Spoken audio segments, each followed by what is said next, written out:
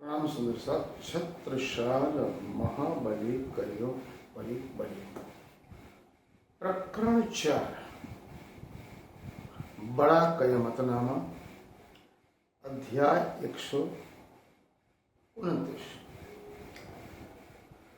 मोहम्मद शेख प्राणानाथ जी महाराज जिन्हें नदानंद संप्रदाय में अक्षरातीत पूर्ण से राज्य धनी श्री कृष्ण परमात्मा ने स्वयं आवेश स्वरूप पांचों शक्तियां जिनमें आरूढ़ हुई और अक्षरातीत परमात्मा ने समय समय पे बहुत ही अमूल्य अलभ्य वाणियां जो आज के काल माया के ब्रह्मांड में समग्र मानव जात में परस्पर प्रेम स्नेह दया करुणा विश्व बंधुत्व एकत्व और समानता जिनमें समग्र दुनिया के सभी देश चाहे वो किसी भी खंड का हो, किसी भी राज्य या परिस्थिति का हो, किसी भी जाति का हो, जिनमें केवल और केवल एको ब्रह्म द्वितीयो नास्ति सुप्रीम ट्रूथ ऑफ गॉड खुदा ताला अल्लाह ताला हम सभी मानव एक ही परमात्मा के संतान हैं जिन्होंने हमें इस धराधाम पे कुछ कार्य के लिए भेजा है। हमारे आने का उद्देश्य इस धराधाम पे क्या है? आजकल का मानवी हजारों साल से हिंदू पक्ष में वेद शास्त्र पुराण उपनिषद भगवत गीता कतेब पक्ष में जम्बूर तौरेत अंजिल और Quran Bible Guru Granth Sahib Jainism Buddhism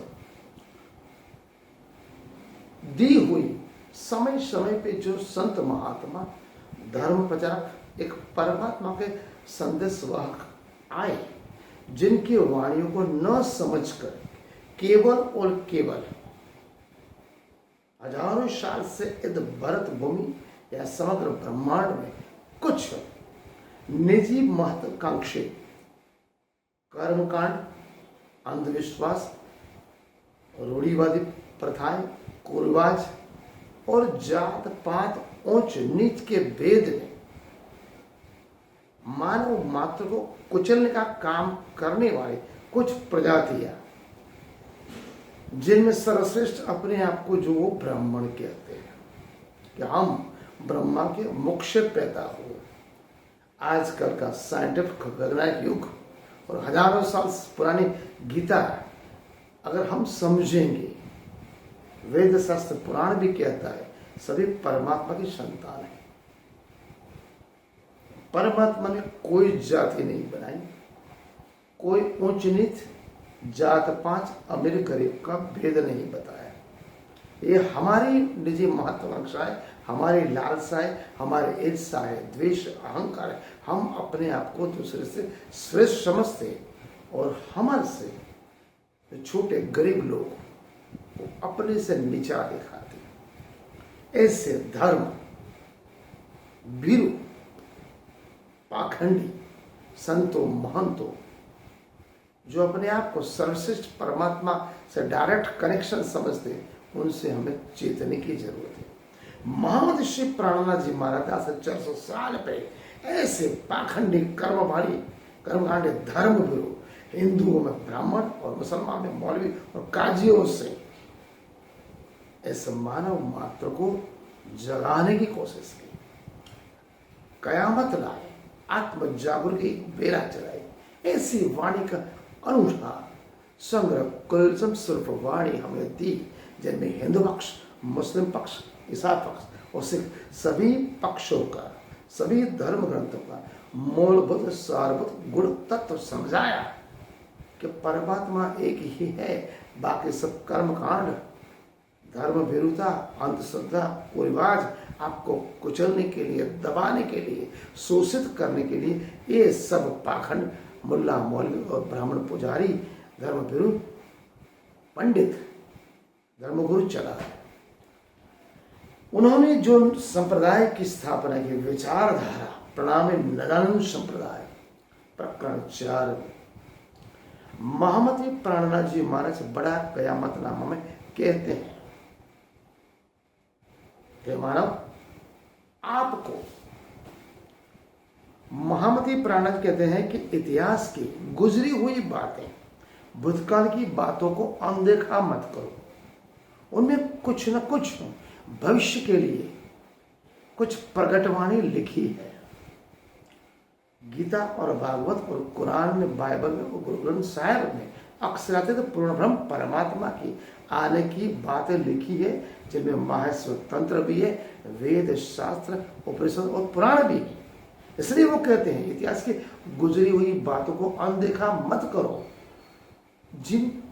जो आज भविष्य में होने वाली दिव्य प्रकटवाणियां, उन पर विश्वास रखो, श्रद्धा भाव रखो, निष्ठा रखो और चौकन्नी नजर से हृदय, मन, तन, आत्मा से उसको परखो। प्रस्तुत प्रकरण 4 बड़ा कयामत नामा में प्रकरण 1 में महामती प्राणनाथ जी महाराज एक वाणी कहते हैं, तीसरे सिपारे बड़ा जहूर इमाम सुल्तान का मजबूर, सो मोहम्मद गजनवी सुल्तान मिले इमाम सुख हुआ जहां। प्रकरण 4 चौपाई नंबर 1। अर्थात कुरान के तीसरे सिपारे में, या हम मुस्लिम पक्ष के कुरान पवित्र ग्रंथ कुरान के तीसरे सिपारे में मोहम्मद शिव प्राणनाथ जी महाराज कहते हैं कि तीसरे सिपारे में एक वृतांत आता है, जिनमें एक फकीर, जिन्हें हम इमाम कह सकते हैं, और एक सुल्तान गजनवी महमूद सुल्तान, दोनों के मिलने और उसके प्रत्यांत धर्म चर्चा, एक धर्म राज्य की स्थापना की बात लिखी है। गजनी का मोहम्मद सुल्तान जब एक नेक दिल इमाम फकीर से मिला तो उस समग्र राज्य में धर्म राज्य और सत्य धर्म की स्थापना हुई। कुरान में कहते हैं, आज से 1500-1700 साल पहले की बात, जो आज 400 साल पहले मोहम्मद शिव प्राणनाथ जी महाराज को हम इमाम कह सकते हैं, और महाराजा छत्रसाल को गजनवी महमूद सुल्तान। ये कुरान का एक अलभ्य वास्तविक बातूनी अर्थ महाराजा छत्रसाल, गजनवी महमूद सुल्तान और इमाम मेहदी मोहम्मद शिव प्राणनाथ जी महाराज का इस भरत खंड में, बुंदेलखंड को हम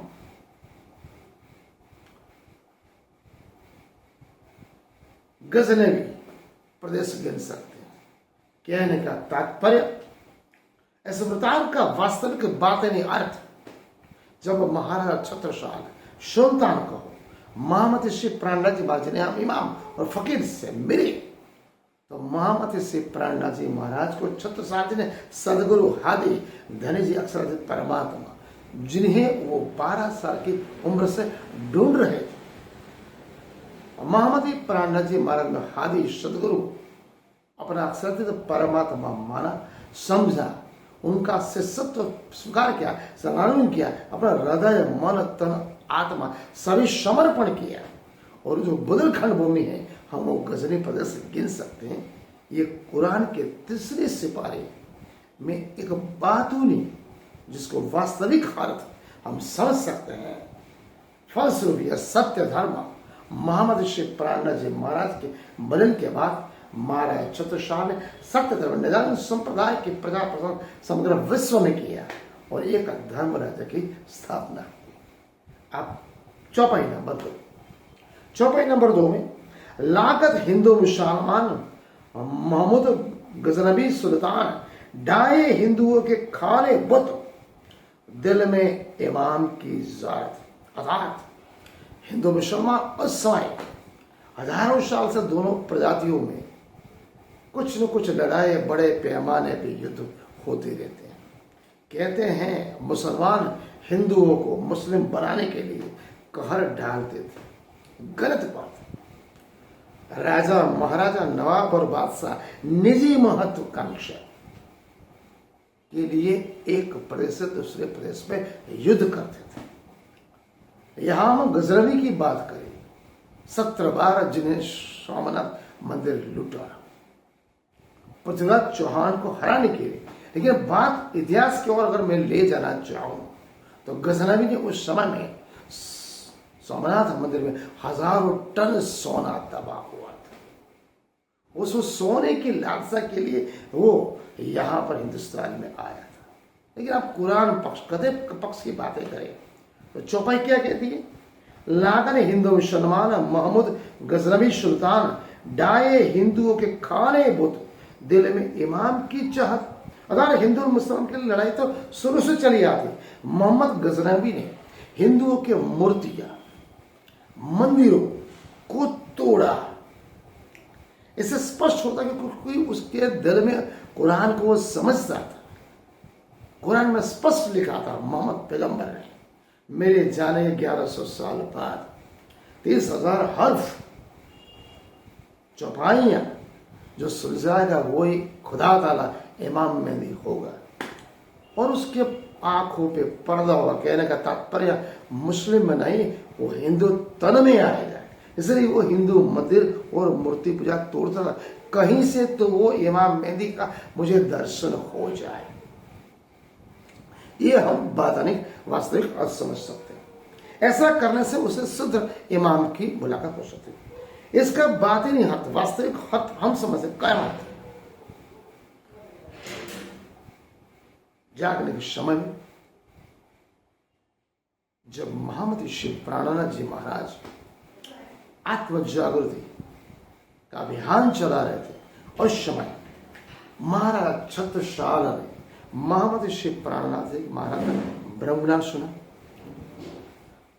अपनाया।